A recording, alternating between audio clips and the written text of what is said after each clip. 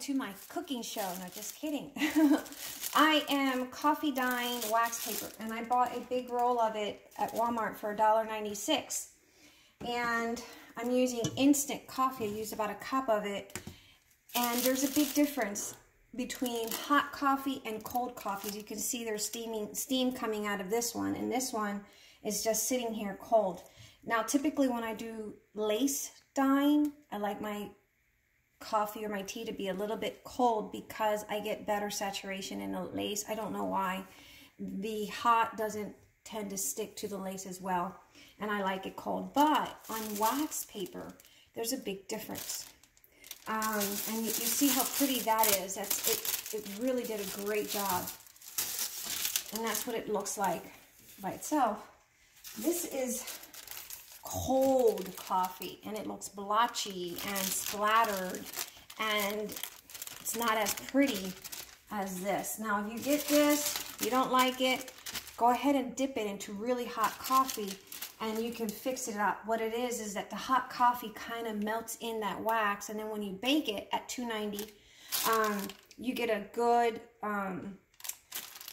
good spread of that wax starts to come in and bake right through like it's supposed to. So what I do is I take about that much, and I want to show you how it sits. It's set. This is the cold coffee. It settles right in. It doesn't break that. See, it kind of settles right on top. Doesn't break the wax seal, and it's kind of splattered. You know. You don't want that, because once it bakes, it's going to bake just like that, and you're going to get splatters like that on your paper where the wax didn't break down. You want a full wax seal, which is what this is.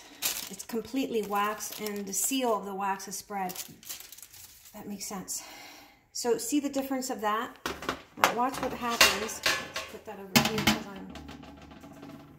because it used to be the Nani cooking show. Now it's May's cooking show. I'm cooking up some delicious food.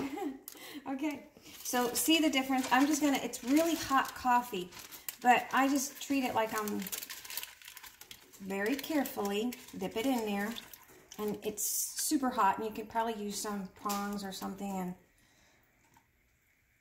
but look at the difference of that one. Of course, I should have grabbed both ends. Where is it?